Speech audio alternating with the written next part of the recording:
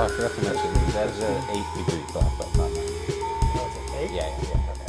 9 is red belt. Yeah, Nice. 9's Yeah. red, that's right. I thought 10 was red.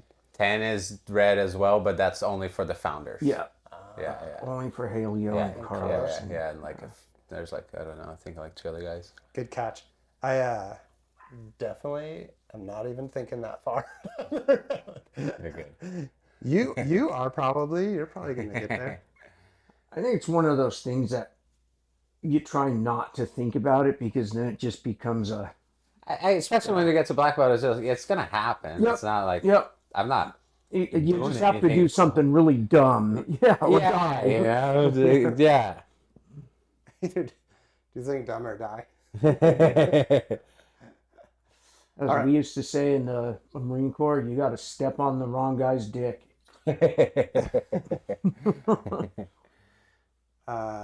All right. Well, let's do our show here. Okay. Let's do it. Cool. So we're back. Combat-based podcast. We're missing Melissa. Her back is out like really bad where she can't even sit without being in pain. So she's sitting on some ice right now. Okay. Well, we're here anyway. Tobin, the producer here. What up? We got the venerable OG Chris Haueter. Yay. And today we have a very special guest. We're honored to have Thomaz Elias. There we go. What up? How's it going? So thanks so much for coming to the show. Appreciate Really it. Appreciate it. Yeah. And, I think right off the bat, I'd be interested to know, when did you first... Well, guys, also add a brief a background of who Thomaz is. Like some of you guys who are like understand old school, his dad, a Caique, is one of the original great U.S. one of the great Brazilians who came over here and taught. And if you understand anything about the Gracie history, he's an integral part of it and currently an 8th degree corral belt. Yeah, that's right, huh? Yeah. But when did you first start learning about jiu-jitsu? What was your... So first introduction was definitely like playing around with my dad. You know, I think he left Brazil when I was either 5 or 6, and it was just, you know, doing chokes on him on bars and stuff in the house, like whatever, you know, mess around. And then first class introduction, I used to train with so Heuler was my first kids teacher. So he used to teach the kids class in Rio. My school, school was attached to the same property as the Gracie Muay Thai headquarters. So I used to just leave school, go upstairs, train. That's it. And like, there's a few other guys too that I still I actually saw one of them recently after like 20 years after teaching. That was really cool. And then so Heuler is my teacher. It was normal to me. Oh, Heuler, you know, Helio would drop in every now and then. And Heuler then was state-of-the-art lightweight jiu-jitsu world champion. Yeah. I remember he used to travel to Japan and go fight, and it was like a normal thing. And I was like 5, 6 years old. I was like, oh yeah, he's in Japan. We'd watch it on the TV. He's like fighting. I was like, now I think about it, I was like, that's crazy. That's wild. Were you like on the grind at age 5? Like, were you showing up to class every day? No, What was it like? not at all. So I think there was maybe a year or 2 that I was training there while my dad still lived in Brazil. And then my dad moved here. I stayed with my mom. My mom was, I could easily say I don't want to go to jiu-jitsu, and she'd be like, okay, that's fine. But I trained, I would train consistently, then stop for a bit, then train consistently again, then stop for a bit. I got my yellow belt from Heuler. I'd say most of the time in Brazil I was training. I remember quite a bit of the like, I can picture the class, everything there. But yeah, I wasn't consistently training until I moved here, and I was like, now I'm living with my dad. It's like training 2-3 times a week, every week, and everything like that. So there was a few periods in my life where I kind of stepped up the intensity, commitment, everything like slowly. And then at one point I was like, oh, I want to do this all the time now. I see. Yeah. I always kind of feel like that. I mean, You move your mic. yeah. For me, because I did wrestling, boxing, kickboxing, and I found the jiu-jitsu at 24. It was instantly like, wow, I found the gold mine. But I often wonder if like you grow up in it, if you realize what a gold mine it was, especially back then, what an equalizer. More than that, it was like, wow, now I know what can beat everybody. Yeah. So definitely like, I always tell people like, I'm a good case study for certain things in jiu-jitsu because I've never not known jiu-jitsu. Yeah. Right. Even like 2-3 years old, I was doing jiu-jitsu. Yeah. And I always tell my students there's still positions that I have this natural instinct to do the wrong thing, which is everybody does. Right. But I tell them, look, I know nothing but this. And this like primal side of my brain is still like, no, push him off. Yeah. Get him out of here. Get out of freak out. Panic, explode. Instinctive reaction. Exactly. Yeah. But growing up, it was just kind of something I did. I didn't realize how kind of what I was doing. It was just having fun. I was playing. And then I think in high school is when I realized like, oh, if anybody tries to mess with me, I can beat them up. Right. And then I felt like, oh, this is cool. I can be myself. It's like, I have a superpower. Exactly. Slowly it started to be people be like, oh man, you did jiu-jitsu? Oh, that's really cool. Yeah. Like, that is really cool, Yeah. I started to appreciate it a little bit more, especially as I got to like teenage years and stuff. And your dad came over here to teach for Horion, right? Exactly. Yeah. So he came over, I think was Fabio Santos. There was like a group of these guys that came up. Was pretty soon after the UFC started, where it was like, too many students, like the only school in all of the US. Yeah. So I still know people that are like, oh, I used to travel from Indiana and live here for 2 weeks and train every, 3 times a day and do all these courses and stuff. They're still doing it. Still traveling. And your dad, like, I'm trying to remember. I mean, I remember it, but I don't remember what years it was. I want to say I was definitely a black belt when your dad left and went on his own. Yeah. So it was, I think it was 2001. Just tug your shirt down a little bit. So there you go. Okay. Perfect. I think it was 2001. 2001. That he started his own school. I moved here in 2002. So when I moved here, it was already I was already at his school. But when I came to visit, the first time I came to visit, I think it was 7 or so. Both my brother and I came to visit him. He was teaching at the Gracie Academy, so I remember kind of running around the building. It was that school there on Carson. All the green mats and green walls. Exactly. Yeah. So I remember that the whole setup. They had like a juicer. Like I remember the whole setup pretty clearly there.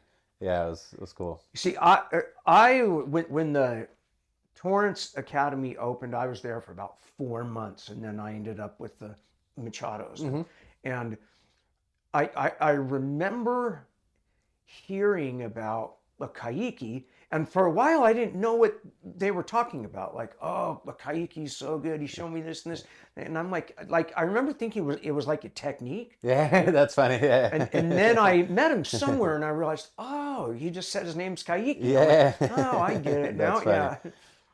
Yeah. So his full name's Carlos Enrique. And like grade school, sometimes 5-6 years old, his teacher called him Caique and stuck for it. It's very common in Brazil for people to have like a nickname that just substitutes their name and forever. Sometimes it's like, he got lucky because sometimes it's like Big Nose and you're like 45 and everyone just calls, hey, Big Nose, what's going on? It's like, dude. Isn't it a little bird of some sort? It's also a bird, yeah. So like it's the combination of his name, but it happens like I remember one day I was Googling something, Caique. I was like a bunch of birds. And I was like, oh, I've had people call me like, oh, do you guys sell the bird a couple times? I was like, no, this is like a jiu-jitsu school. That's hilarious. Yeah. But your dad was like, he was like one of the like mat enforcers for Elio, right? Yeah. So he's a beast. Total stud, right? Yeah. So he was training pretty well for a long time. There's a lot of guys that have told me, I remember visiting Saulo's in San Diego, and he's like, hey, this is Thomaz, his dad used to smash when I was a purple belt, so make sure you go hard on him, that kind of thing. So I think, he was, there's a few of those guys there that kind of used to be the okay, this guy's good, you got to train with one of these guys and see how good you are, Yeah. Yeah. That's amazing. And one of 8 people to get a black belt from Elio that's not a Gracie. Exactly, outside the family, exactly. So Helio was really fond of him because kind of slowly, I think in the beginning was kind of wary of like, I don't know if I want this guy hanging out with my kids, he's kind of trying to build this army. But then slowly he realized my dad never seen my dad drink a beer in my life. I've, always like fruits and vegetables, like eating well. So Helio started taking him to the market with him in the morning to go like buy food, and started kind of seeing like, oh, this guy's like pretty, disciplined and health conscious and stuff like that. So he really took a liking to that. And was his relationship to the Gracies like a familial one, or was he just a guy that trained at the school there? Yeah. And so he became friends, I think, with Helson first, and then Hickson, surfing. So it was all surfing. They'd obviously, Brazil still is kind of like this, but like he bumped somebody by accident. It was like, hey, you stare someone in the street too long.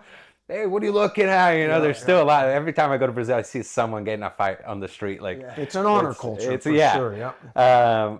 So they're getting fights, and my dad was like, "Hey, what are you guys doing here? That you seem like you're winning this pretty easily every time." I was like, "Yeah, we train jiu-jitsu and stuff." So he started to stick with them and started training. I think around 16, 17, around then, and then was like, found a talent, found that he liked it, and just kept going with them. So then he became really close to the family, right? So Helio kind of took him in, and everything. So became really close to the family. Was teaching eventually at the Gracie school there and everything. So kind of slowly became sort of part of the family. And was he like a full-time jiu-jitsu guy right away, or did he wasn't he like a scholar of some sort or something like that? Yeah, so he had a lot of jobs. I remember as a kid, he ran a used car like sales place. He used to sell. So in Brazil, there's a funny thing that the people will build houses, usually more in the like lower income areas. They'll build houses, and you sell the roof of your house to someone else to build their house, and then they sell that roof to someone else to build their house. So he used to kind of sell this like roof kind of building thing for my grandpa, actually, my mom's dad. So he used to ride his bike like through the favela, go talk, all kinds of stuff. And then the main thing I remember him was farming. So he used to run this big farm in the interior of Brazil. His family's from Minas, which is a pretty rural state in Brazil. I think it was 10,000 cattle. It was a lot of cattle, and this like the biggest farm, like kind of in the southeast region of Brazil. But I remember going there all the time. I have a picture of me like a little kid hugging a cow and like all this stuff. So he used to kind of run this whole operation. There was like beef and I think it was mostly beef cattle. So that's so it was like a pretty eclectic upbringing. And then I think he was teaching kind of at the same time. I remember in Niterói, which is close to LA. It's kind of would be maybe San Diego or so compared to here. But he was I remember going there a few times, and he was teaching classes there. So I think he was doing a few. He's always kind of hustled, man. He's good at just working hard and just figuring out what can he do and doing a bunch of stuff at the same time. So he's always been really like admirable in that sense. I see. Yeah. And then he's been full-time jiu-jitsu since moving to the U.S. Yeah, so since he moved here, he was teaching at Horians for a bit, then opened his own school in Carson. Then we moved to Lomita. And then now he still teaches seminars. He comes in, teaches classes whenever he feels like he wants to. We'll try to get him in every couple months or so. And I still ask him questions pretty often, hey, come here, what's the best way? I actually just need to ask him another question when he gets back. He's on a trip right now. And then he got into a little bit of real estate. He loves construction. That's like his passion project. He's like, something's wrong with that cabin. No, I'll go there, I'll fix it. He's on the roof cutting wood and all that other stuff. So he's really knowledgeable on probably, he'd say probably higher, but I'd say probably a middle purple belt at construction. Yeah. He probably thinks he's a little bit higher than that, but probably no. But he can build a whole house from everything. Like he knows everything that goes into the house and how to fix, and it's really impressive. He's slowly learned more and more. It's amazing. Yeah. Is he like he's got to be the highest ranking jiu-jitsu guy other than Horion around here, right? I think so. Yeah, I think so. I think around here he's definitely the highest. I'm pretty. I mean, I know he's definitely just ahead of like Hegan and those guys. Yeah, I think so. Yeah, and he and then I think I need to fact check this, but I think our school is the oldest running school because we started in 2001. There was schools before that, but I don't think they're open anymore. So like, so I think we're the oldest running school, like the longest running school in LA. Other than Gracie University, if you. But yeah. So the kids branched off, and I think you that's could almost call that a newer jiu-jitsu. Yeah. So that would be if you consider that the same, it would be they would be longer for sure. But just Gracie University, we're definitely much older. Yeah, I've never been into your spot, but like I've driven by it a bunch of times. It's such a cool looking old school martial arts place. Yeah. Like the logo and the sign and the building itself, it looks like I was there when your dad got his corral belt from Hickson. Oh, okay, cool. Yeah. Nice. Yeah, so he not training there. I came because a lot of like people came from all over. Yeah. It's he bought that property in 2008. I remember it was like this, this is like this big investment. It was like freaking out for a long time. And, there was his plan was to move there, but he was worried about changing from Carson because we were really close to the freeway. Yeah. It's like, man, a lot lot of people, they come from I this remember area. That place. Yeah, like off the behind 110 I Sports. Behind I Sports. Exactly. So in Carson. So it wasn't the nicest area. It was a tiny little spot, no showers, one mat. Wait, that was the original spot? Yeah. By I Sports? In the back of I Sports. On the freeway? Yeah, exactly. Like literally next to the freeway. So it was nice because people could get in. It was a big place, but like no windows, right? No window, concrete. So it get really hot in the summer. There's no AC, nothing, And he was really worried about moving because a few students are like, "Man, I can't make the drive all the way there." So I was like, because it was right off the 110. Exactly. It was literally a pretty easy exit. Yeah. Right off. Exactly. So we kind of waited a little bit longer. We were running two schools kind of at the same time for a bit. We actually ran the school in the building next door. Was a tiny spot with just a mat, and we ran the school there while the main school was still running. The tenant that was renting the big building ended up moving out, and then I was like, okay, do we go in for it? And we ended up going. We built a whole building in the back to house a second mat, so we have two big mats. Then added showers. We just during COVID we added 2 more showers. We're changing the floors today, so like it's been like I always think back, I was like, man, that was like, there's still a few black belts that are, even some brown belts I used to train back in the day, and we'll talk about it. So that, like, man, that was pretty crazy, huh? Like just hot and. As I'm older, I'm spoiled. If a place has no shower, I instantly go, oh man. There's like a big locker room, a bunch of. Sometimes I go train other places and stuff, and like sometimes people have to sit out to like reverse. It's like, man, we can fit 60 people on the mat easy, and everybody's training, so it's like it's been really nice. AC is on when it's like 78. It's like, nah, that's too hot for our students, turn it on. So a lot of like people come here, like they might be coming from GU or wherever, that they'll have a private with me, and the ones who ask me, there's so many places in LA, where do I train? I would say Caique's. Yeah, I appreciate it. And if like one day when my son's interested, that's the jiu-jitsu I want him to learn. Yeah, I appreciate that. Because there really is so many options, and nothing against those other styles. Absolutely. Like, maybe if I was young and can still do a back tuck and a round off, I might want to still do that style. But yeah. There's a lot as a parent that goes into getting your kid into jiu-jitsu, I think. Oh, for sure.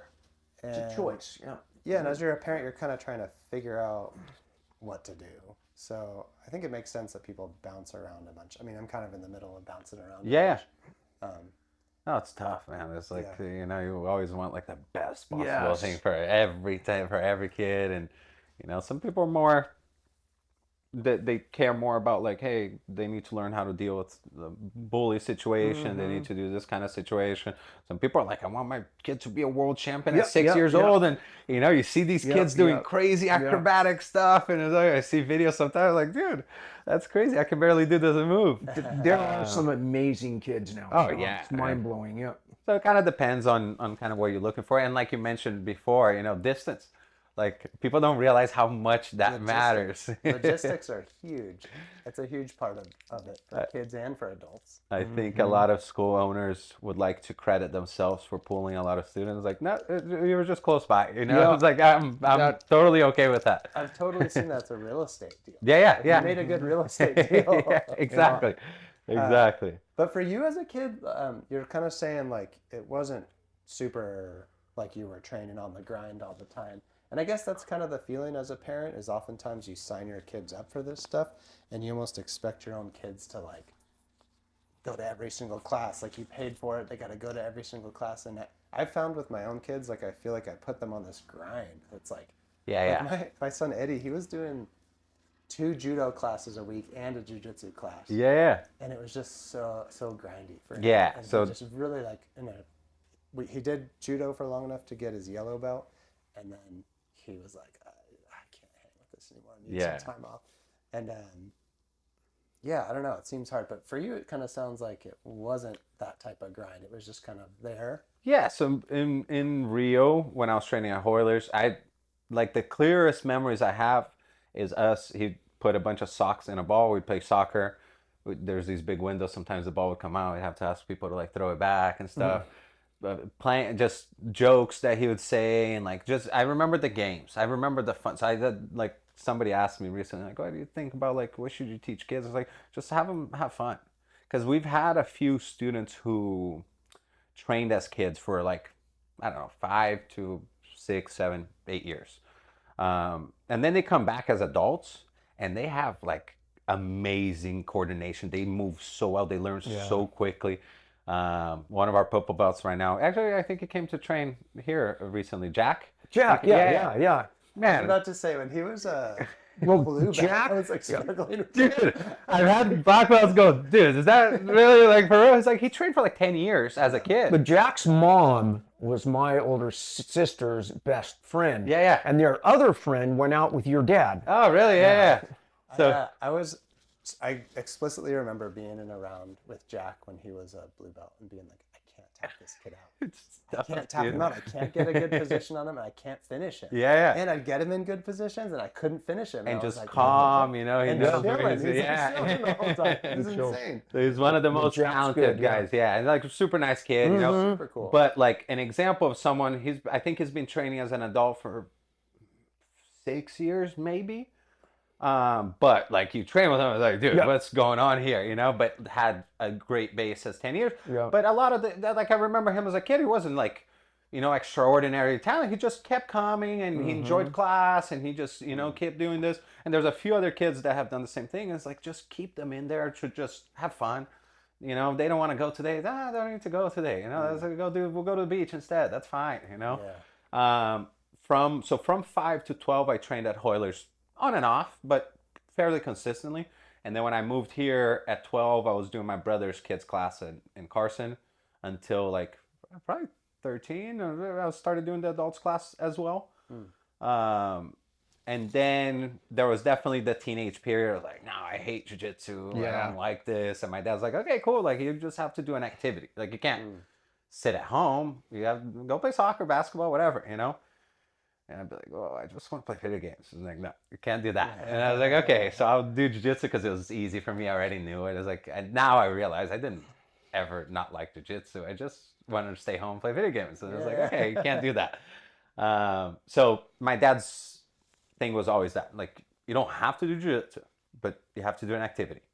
You know, I have to That's do how some kind of... My son, who of course I want him to want to do the jiu-jitsu, but Hickson told me years ago, my son's 11 now, this is when he was like 3. He was like, if he's got a strong will, don't ever make him do it. Make him want to. Yeah. Give him soccer ball, do other things. Eventually he'll want to do it. And I like keep waiting, and I'm bringing him over to your school as soon as he's ready. Because I can't coach him. I mean, not of course. No, it's hard. Yeah. Trust me, it's really hard. We had the most epic parenting moment because Eddie's kind of that same way. Like, he'll kind of do it if you push him to do it, but then he'll eventually be like, no, I'm over it. So we go sailing out to Catalina all the time. And for years, we've been trying to get him to like get in the ocean and do this stuff. And he's like done it a little bit. And now he's starting to see some of his friends do it. This past That's weekend, the huge thing when your friends do it. You know? I got a bunch of my friends at the Gracie My Time in Brazil, and they're like, This past weekend, he decided he was snorkeling on his own. He went full snorkel, jumped off the boat, snorkeled over to a little reef with a pole spear. Oh, no Came back way. With a halibut. Oh, really? no He got way. a halibut. That's awesome. Yeah. That's pretty That's awesome. so cool. And now he's like, Yeah. he's like, yeah, I spearfish. Yeah. It's super cool. Yeah. So, But it was like on his, like, we totally stopped going like, oh, you should get in the water. You should go. Yeah. But then he saw some of his friends do it. And then now he like chose on his own to go. And then he jumped on the paddleboard and was like paddleboarding around by himself. yeah, when it's their idea, it's the best idea. You know? It's So their idea. I think that's a really hard balance because my mom was too easy. My dad was like slightly too hard. So it's kind of, but now like as soon as I got to like as an adult, it's like, oh man, I'm really glad he didn't let me quit. And you know, I'd be doing a job that I probably don't like, and just you know, like I can't thank him enough for that. Like it just That's like is incredible. Like I just I get to do what I love. I'm 35. I have basically 30 years experience into my job, and it's like that's awesome. There's nobody my age. There's very few people my age that have nearly that much experience in any field. You know, so now I look back on it, I was like, oh man, I would not even. You know, my life would be so different. Would be. I think last year I rolled with you and instantly felt the experience. Yeah. Like, okay, this isn't the guy who learned last year. It's like just nice and relaxed and appreciate methodical. it. Yeah, it was awesome. So now you're teaching full time. And how long have you been teaching full time jiu-jitsu? When did you make the choice that this is what you wanted to do for a career? So I started blue belt. I was training pretty consistently. 16, 17, 18. I took breaks during wrestling season, so I wrestled at Torrance High. I usually wouldn't train at all because it's like you're doing 2.5 hour, you know. Also, you're turtling every time. Like I got choked a few times. You can get some bad habits. So like I was like, I don't want to mess with it. So I would like separate. I would go in every now and then. And then off season, my dad's like 2 or 3 times a week, you know, just that's it. So you don't have to train that much, but just go in 2 to 3 times a week. And then I went to college in Santa Barbara for a year and a half, almost 2 years. And so Paragon was in Santa Barbara there.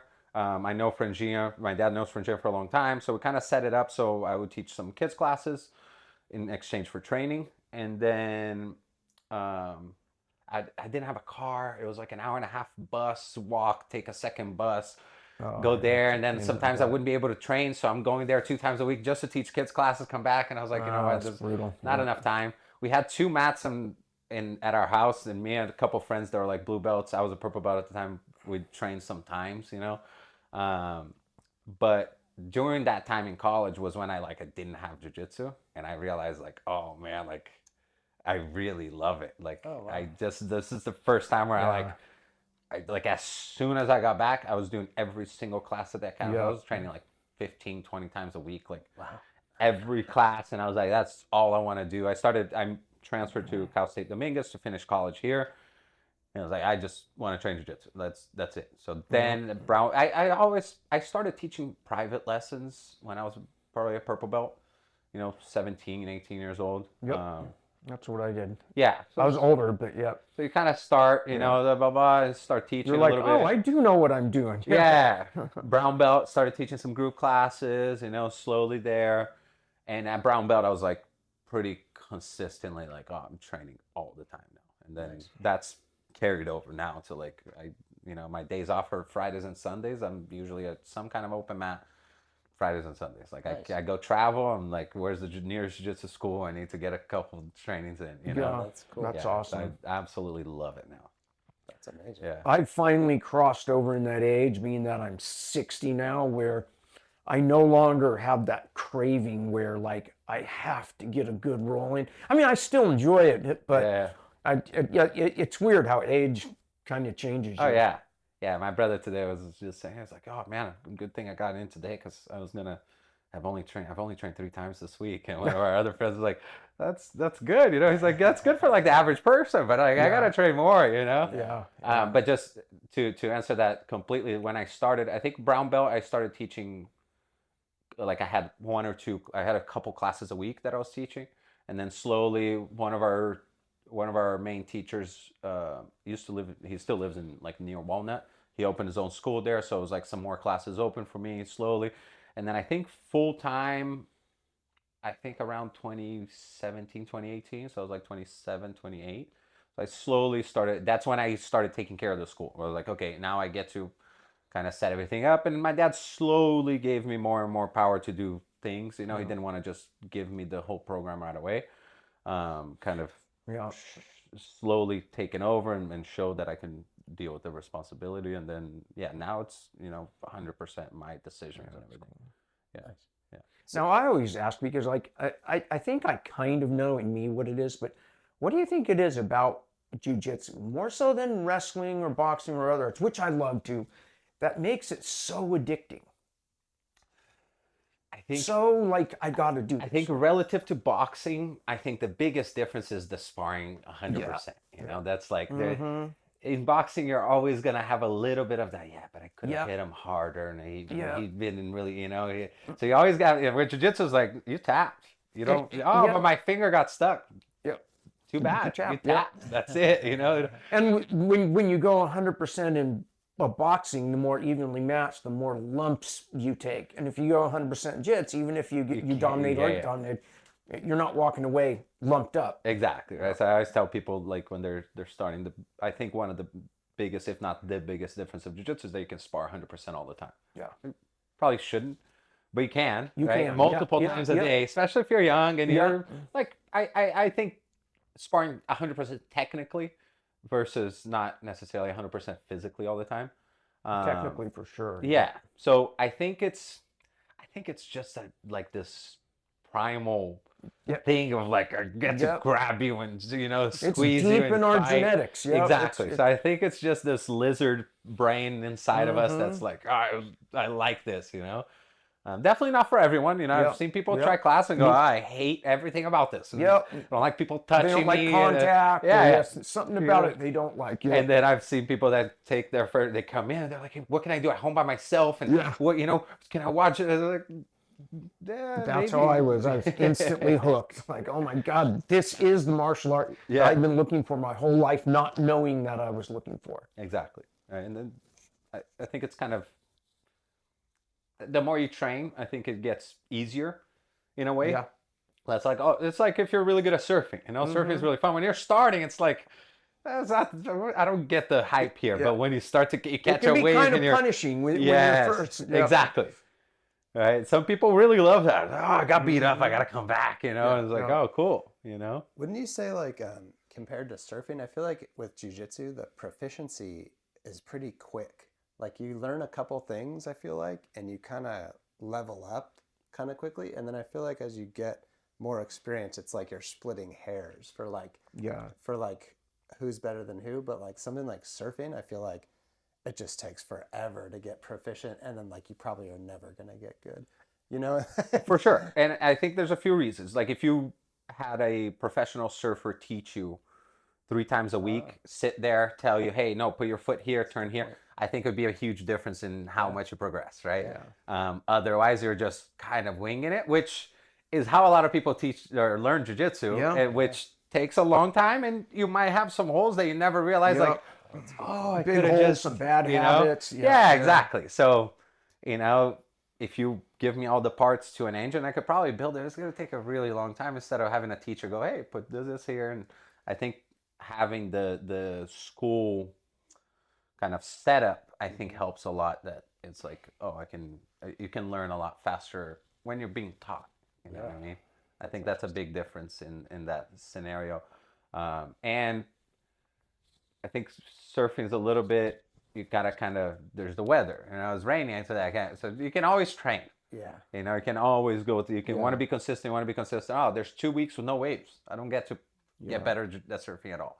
I think there's some differences in that sense of like how much you can practice and the amount you learn. I think there's like indoor sports, which the grappling arts are, in places where it's cold as fuck for 3 months out of the year. They always have really Iowa good and Oklahoma, places there's not a lot to do. Not a lot to do. Let's turn the heater on and go roll. We might as well go fight each other. That's pretty much it for sure. Yeah. Oh, yeah. Russia. Yeah. Exactly. Exactly. Yeah. Another thing I was curious about was growing up with. So you described this character that your dad is. How was it growing up with a dad that's a big-time jiu-jitsu guy like this? Did you feel a lot of pressure to train all the time, and then did you have to do a strict diet and all these types of things, or did you not feel any of that? No, not really pressure. I mean, in like tournaments and stuff, a bit more for sure, in like wrestling tournaments as well.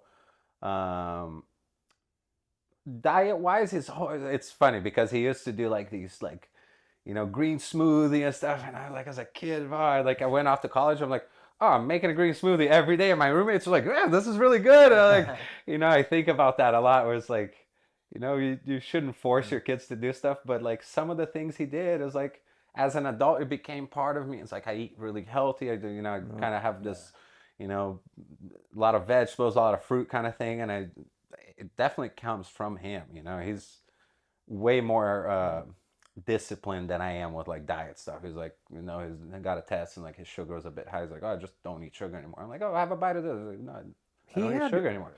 He had one of the early competitions that he would have almost every year. Yeah, the South Bay Open. Yeah. After that's right, when he left Horion, and that was like around here. That was the one to win. Yeah. So that was a great tournament. It's a pain to run it. But it was fun. You know, we had it usually at Torrance High, so it was like, I think it was the first. I mean, especially around here. My dad, he got the idea from wrestling to do double elimination. You know, which is so much cooler. Yeah. The goal of 99% of people, especially at a tournament like that, it's not the Worlds or whatever. It's like you just want to get matches. You know, you go there, you make quick mistake, you get tapped in the first minute. It's like, oh, I paid all that money, I came here, I made weight, I did all this, so like I had 30 seconds. It's like, no, you get one more chance, you know. So I think that was really cool. We tried our main goals were running things on time, and everybody gets at least 2 matches. And that was ahead of its time, because the IBJJF thing was like 2 third places. It's like, let the guys fight it out. At that time, IBJJF was a little bit unorganized. It was kind of all over the place, you know. You're scheduled at 9 a.m. and it's 4 p.m. Yeah, exactly.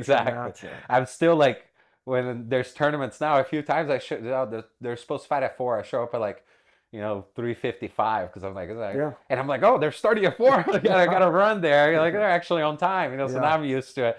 A few organizations that have a lot of the tournaments now, they're like really organized. They have everything online. It's like perfect time when they're gonna start. It's really nice now. It's a big difference than what it used to be back in the day. Those old days were rough. Oh yeah.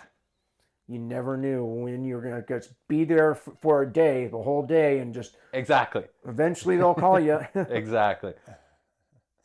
So what is the academy got going on now? So are you running it by yourself, or are you with your brother doing it? Yeah, so how do you guys do it? we have 2 completely separate businesses. He runs the kids program, I run the adults program.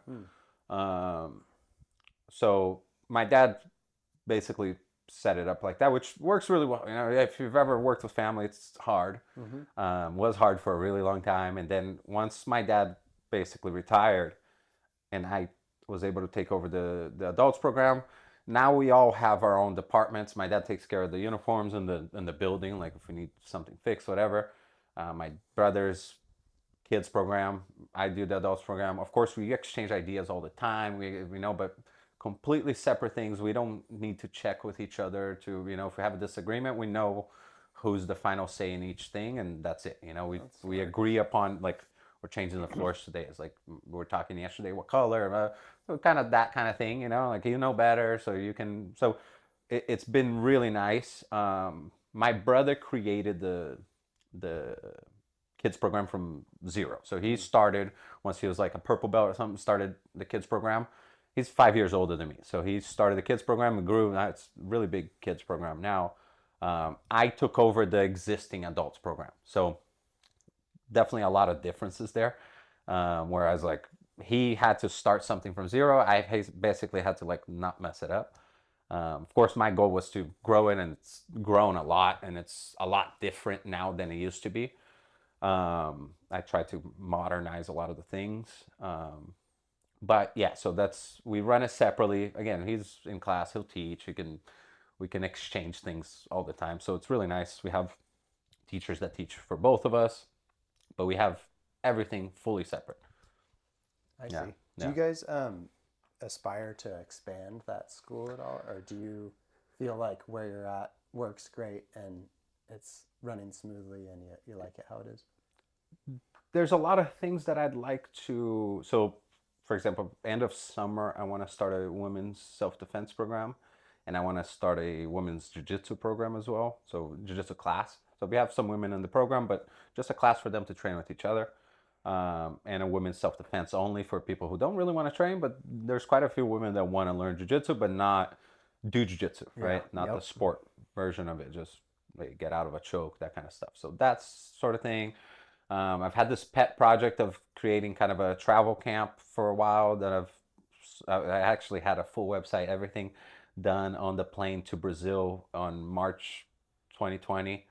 And I was like, oh, in October we're going, and on the way back was the last plane leaving out of Brazil to the US, shut down everything for a couple of years COVID, and I was like, so it's been on the back burner, but every now and then I get the inspiration bug, and I'm working on that.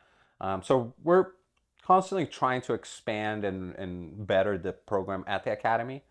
Our association part of the business is my dad's domain, so he goes and does seminars there. He's the one that has the relationship. I know all the guys, but he's the one that has the closer relationship with all them. So eventually, that's something for sure that I'd like to expand into, having a bigger association and things like that. It is, it's a lot to like work with a lot of people and to make sure that we are offering a good service and everything. So there's this constant kind of thing that like the academy is like such like this baby, that like anytime that I do something else, it's time that I'm not doing something there. So I'm happy the way things are now, and I'm happy to just keep improving the things we have now. And eventually as we hire more people on and stuff and I have more free time, I'd like to expand into different things. This travel business is something that I'd love to have some kind of camp, because I love to travel. Yep. So having some kind of small camps of 10 people, we go to Philippines and we train. I've met a lot of people traveling. I met this guy in Peru that has a super great mat on the sand. Walk 10 seconds to the water and like amazing awesome. Wave, like a minute long wave, 10 minutes down the road. Oh, wow. Everything's pretty cheap, and I think a lot of Americans have a hard time traveling, so I want to kind of make it easy for them. And it's like, hey, it's a vacation. You get to train jiu-jitsu twice a day, and that's it. So yeah, I think the main focus, 70 to 80%, is always going to be at the academy, and then slowly I'll kind of expand things as well. It seems like most people in most lines of work run into this situation where you're either trying to be a craftsman or a businessman and like do the actual work or run the business, and it's kind of like this spot that gets to juggle. Yeah, 100%. Right. So that's there's a really good book called The E-Myth that goes over that, where the entrepreneur myth, and basically the idea that like, oh, you put in all your money and you do everything, and it's like, that's not really how a business should work. You should hire people to do stuff and separate out the jobs and stuff. So we've done a good job of that. We have really good instructors. I've created this instructor program that people go through. I usually pick them out at blue belt. They kind of start training to teach there.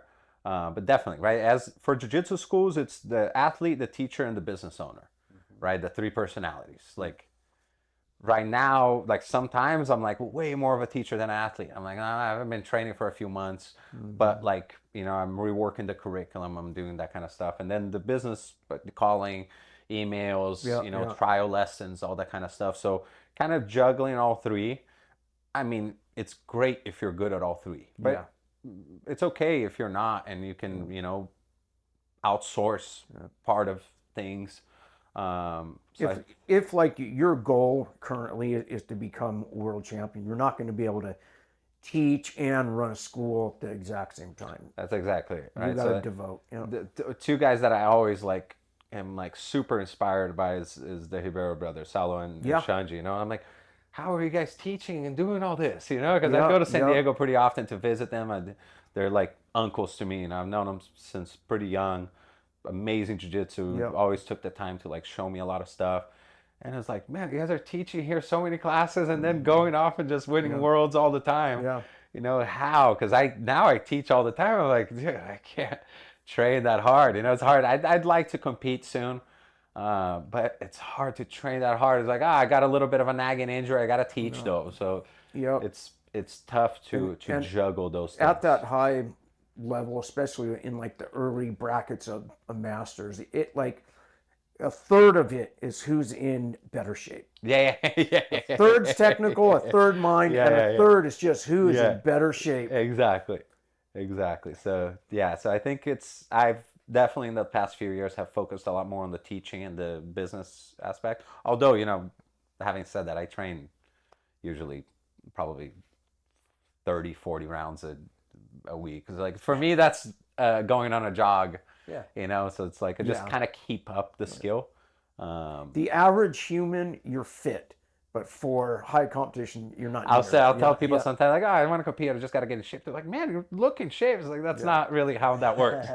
It doesn't really how I look. It's like I'm tired at 8 minutes. You know, it's a 10-minute round. I gotta. That is funny. I feel like I talk to people all the time that are like, I'm like complaining about not being in shape. They're like, but you do jiu-jitsu and judo all the time. I'm like, but there is the factor of like as you get more experience, your efficiency goes up so much that like you got to do other stuff. No, you're not going to get it on the mat. You got to cross train it. You got to do some hills and stairs and lifting. Yeah, you gotta add. I like to swim. I like to row. I'll do some other stuff. But and you gotta kind of push the pace. You know, have some guys that can push you a little bit.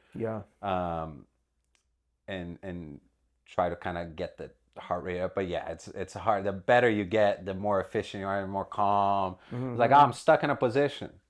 Okay, I'm just gonna stay here. You know, before people that aren't very technical at jiu-jitsu get so strong and so good, but they're they have this strength because they're pushing with no leverage. But they're like, man, I'm like, sometimes I'm like, how are you so strong? It's like, because you're lifting weights at every moment that you're doing jiu-jitsu. I'm trying to just pry things off, you know, slowly. So I think it's funny. It's like sometimes I'm like, maybe I should just go crazy. I'm like, but that's bad jiu-jitsu. I'm gonna get used to that. And then it's this kind of hard. Sometimes I give that as advice though. Like there is times I feel like where your mindset should be like, okay, I got to remember that the goal is just to get this fucking guy off of me. You know what I mean? Like there's moments where like that's the thing to do. For sure. Sometimes. Oh yeah. There are. And you're weighing it out because if you don't pull it off when you add that oomph, that's all you got. Right? Dude, classic. I was training back here the other night and it was me and Chime and one other guy. And then the other guy split. So it's just me and Chime left. Oh, just Chime having walks over to the timer grind, he goes, we don't need a timer anymore, do we? And he turns it off. I'm like, all right, here we go. So I mean, and it's also really nice that I have a brother who's pretty much my size, better than me, and we can just train all the time. God's gift to a grappler. Right? Exactly, right? So it was a long time that it wasn't even a comparison where you could just crush, because 5 years is a long, you know, between 12 and 17 or 15 and 20, like that's crazy. That's a lot of age difference. But as you get an adult, it's like now I'm like probably 20 pounds heavier than him, but he's better technically because he's older, he's been training longer. So we have another black belt from Brazil, Pedro, same name.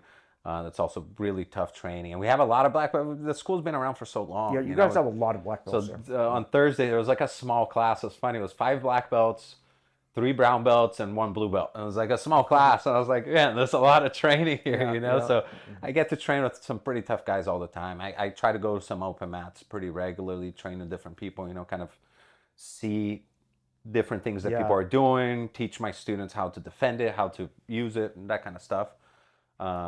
It's interesting what a variety in styles and skills there exists still, right?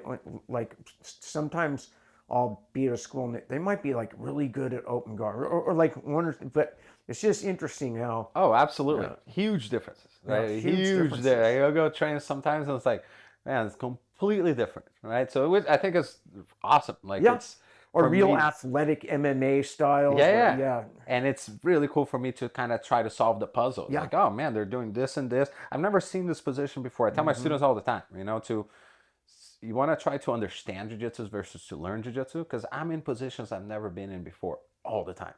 I'm like, okay, I know my elbow's supposed to be close to my body. I got to push this foot off my hip. Let me try it here. Okay, that didn't work, but I get back to the same position. Let me try to go inside this time. That worked a little bit better. I gotta, you know, I think that part of jiu-jitsu is like so much fun. That is the fun as world, or the puzzle solving of like, cool, I'm all wrapped up here. Oh, how about, I took that out and he's like, he doesn't seem like he likes this. Cool, I'm gonna keep doing that, you know? That's great. I'm curious, from someone who is as born into the core of jiu-jitsu and been around the best of the best and the toughest of the toughest for all these years, where do you, when you look at jiu-jitsu as a whole today, where do you think it's at and where do you think it's headed? Because I see a lot of speculation of people kind of claiming, oh, this is softening up, you know, and all these different things, and we're starting to turn into like McDojo art, you know what I mean? But, I mean, anything... Right, anything I think that gets this big, I think you're gonna run into. Sometimes there's gonna be some schools that are really bad in all sorts of ways, right? But I've seen videos of like, I don't know, instructor choking the guy out when he gets his belt. There's gonna be all kinds of stuff, crazy stuff, right? But I think like skill wise, it's like every sport. The basketball. You know, somebody from the NBA in the 60s plays against someone today. It's like, there's not even going to be a close match. I think there's a lot of brains working on it. So I think technically, there's a lot of new, really cool stuff, especially like the leg lock games, like pretty, you know, revolutionized recently. I think as far as like softening it, like for us, for example, there's a huge difference, right? It used to be just like, man, you come in first day and it's like you're diving right in and you're fighting, right? Now our trial class is a private lesson. You get the instructor, we teach you a few different techniques. You get to go there, you go to the beginner class for a couple months where there's no sparring yet. You just do a little bit of resistance at the end with all the techniques from class. Then you go to intermediate, you get to spar from the position only. Then you go to advanced and it's like now 35, 45 minutes constant sparring, you know, like, so I think for us, we definitely understood that, hey, most people don't like to get crushed on their first day without knowing anything that's going on. There's those people that are, you know, completely outside the curve that go, I want to get back to this. You know, I gotta figure out. I got a scrape on my face and my mouth is bleeding. Like, I love that, you know. And what happens a lot of times is that person keeps training, ends up being a really good black belt, and they go, I loved that when I started. That's how I'm going to teach, then you know. It's a tough guy school. Exactly, you know. And then sometimes they go to people's schools like, man, everyone here is good. It's like, yeah, because everyone that wasn't that good, that tough, left. They left. You know, so that black belt that started that way, for them was really good. And there's nothing, you know, that I take away from that experience. It was really fun for them. It was really good. But what they didn't notice is how many people tried classes throughout their journey and just left. Right. So I think on the softening of it, I think starting much softer will make it so that people, I think the people who need jiu-jitsu the most are the people that aren't that tough, aren't that strong, right? And that is the art. Exactly. Right. And kicking those people out day one is not really that good, you know what I mean? So getting those people to become tougher slowly, and then, okay, now you get beat up and that's it. You get to, you know, at some point, Yeah. I think you have to turn that up into a little bit more intense. Yeah. But you know, and that's something that I've heard here on Henner mention as well. There's a lot of people that would never have trained jiu-jitsu if it wasn't for the way that they teach. That's starting really slow. It's like, look, that person that quit a blue belt and trained for 2 years would have done one class, but they know a decent amount of jiu-jitsu. They, you know, they could handle themselves in a altercation kind of thing. It's like, oh, that's great, you know. So I've seen, and that's something my dad used to mention all the time. Like, you see, this guy comes in like kind of shy, and they're like, you know, they're kind of worried about 2 years in, you see this guy come in, like, you know, like, hey, what's going on? You know, we have the good example is one of our blue belts is this British guy came in, couldn't do the warm up for like a few months. You're exhausted. Exhausted, and then like. Now he's like, he's going to compete this weekend for the first time. I think he's in his 50s. That's cool. You know, he's like a scholar. He's like, wrote a few books. But he's like, loves jiu-jitsu. Comes in and like, he kind of looks like his dad every time. Another round? Yeah, cool. You know? So I think it's, I think you can go too soft, you know? And especially coming from a self-defense first idea, I think that's not great because street fights are violent, like, you know, extremely violent, intense, explosive things. Right. I had a student that moved from another school recently ask me, like, what's your guys' kind of style? I'd say, like, you know, I think you were going to notice the pressure and the aggressiveness, the hunting for submissions and stuff. But I would say the most important thing is the defense.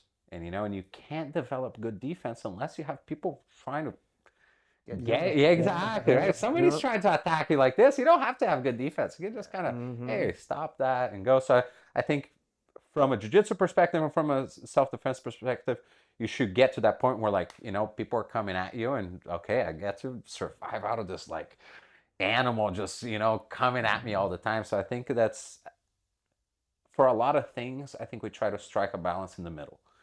You know, make the program soft in the beginning, you know, slow, bring you up really slowly, but have really tough training, you know. And guys that want to go at it. Hey, you know, that's great.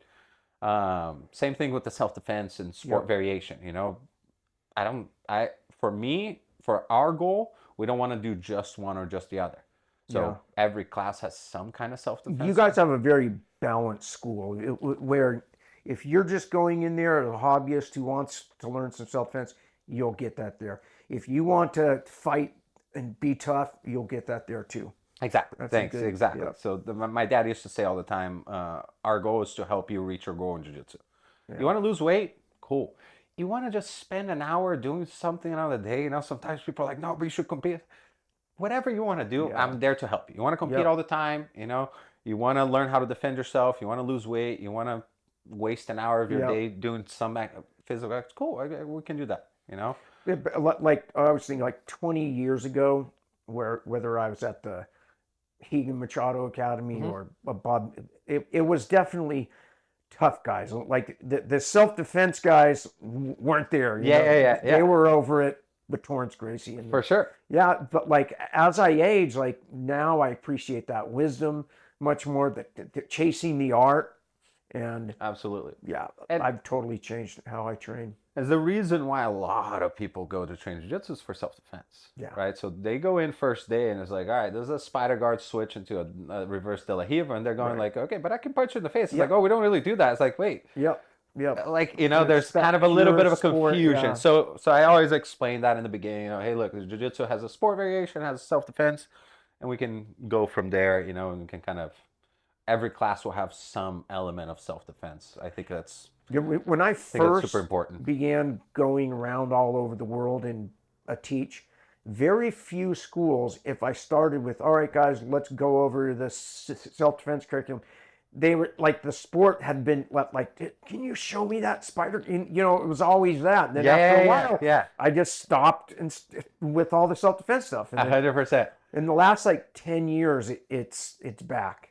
Yeah, Which is cool. I think the people who, I think it's tricky because it's like for me, I think if I never practice self-defense again, I'm fine with, of course, with the Sure. average. If somebody tries to, Yeah. you know, hit me with a, I don't know, a trash can or something, we got to get in a fight. I can deal with that. Yeah. So then the person like me starts going, oh, I'm going to just work on stuff that I'm working on, which is, you know, some sweeps and stuff like that. And it slowly kind of It slowly changes. away. So we've tried to, so beginner and intermediate courses will have some classes that are all self-defense, how to defend in the guard from punches, how to, you know, transition from there, how to sweep, all that kind of stuff.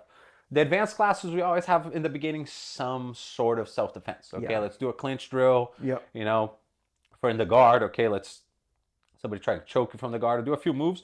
And I can get a little bit more into detail. There's always a little bit of something, you know. I think after blue belt, if you dedicate 10% of your training to self-defense, you know, every now and then you put some gloves on and like spar with the gloves and stuff. I think that's all you need. That you're sparring already, you know, which is the intensity and kind of the that kind of thing. And then just knowing, you know, hey, I can't get punched from here, you know, if I'm on the mount, I got to have my hips up, I got to cover my head, I got to close the distance. Just some basic stuff. I think if you do just, you know, maintenance on the self-defense curriculum after blue belt, I think that's a great thing. I agree 100%. Yeah. Nice. Well, I think we're about out of time. Do we have anything else we want to talk about, or anything you got going on you want to bring up? Let us know like where your school is and how to get involved. Perfect. Absolutely. Yeah. So our school's in Lomita. For anyone visiting town, just send me a message anytime. You know, love to have people come in and train different styles and everything. If you haven't trained jiu-jitsu, if you want to train jiu-jitsu, you know, we offer a free private lesson. We actually offer, you get 3 private lessons with us before you get to the group class to kind of, you know, onboard you onto jiu-jitsu. And then, yeah, like I said, we're going to hopefully start this women's self-defense program at the end of the summer. And, you know, we're always looking to expand stuff. So I hopefully, another thing I want to hopefully begin in the next couple of years is consulting for jiu-jitsu schools. I think there's a lot of kind of cool. Yeah. really simple things. You know, people are really good at jiu-jitsu, but not very good at business in a lot of aspects. It was very common. A guy would go win a medal in a major competition, realize there's no money in competing. I'm going to open up a school, and they have no other skills or interests. Yeah. And it's very common for everywhere where it's like, oh, I like this activity, I'm going to work with this. And it's like, oh, that's not a lot of my job. Is not jiu-jitsu. You know, it's showing up, it's cleaning.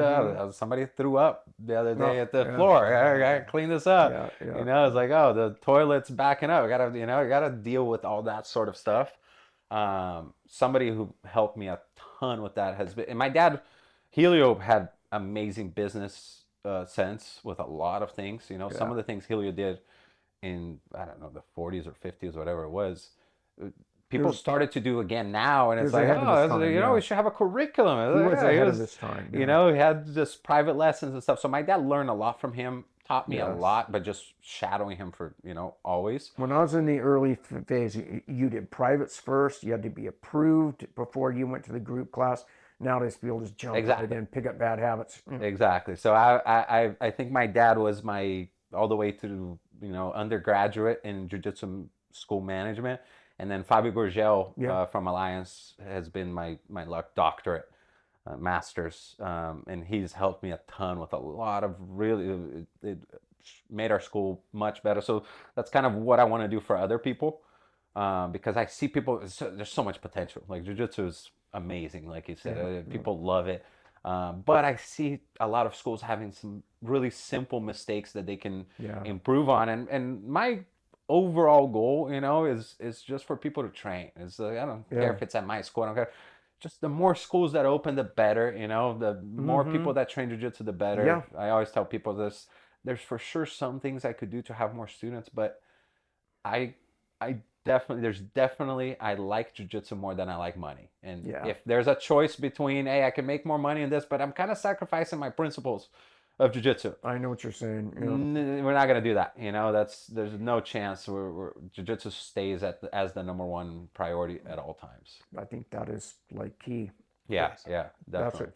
it. Yeah, and the guys all add again, like in this LA area. If I had a school, I'd tell you to come to mine, but I don't have a school. I have a garage. If you want to do privates, go to combatbase.com, look me up. And my son, when he's ready, I'm taking him to a Caique school. It's a perfect balance of street art and sport. I appreciate that very much. Well, thanks so much for coming to our show. Awesome. And thanks so much for your contribution to martial arts in general. I It's a big appreciate it deal, all. and we really appreciate it. I appreciate having me. Yep. Thank you so much. All right. Awesome. On three, three. go pound, like, and subscribe. All right. 1, 2, 3. Pound, like, like, and and subscribe. subscribe. Oh, we did it. Thank you. Yeah. Appreciate it. Yeah, and I'm honestly, like, I've been meaning to, as soon as my son wants to do it, bring him home. Yeah, we got to get... Not Well, we all have targets on our back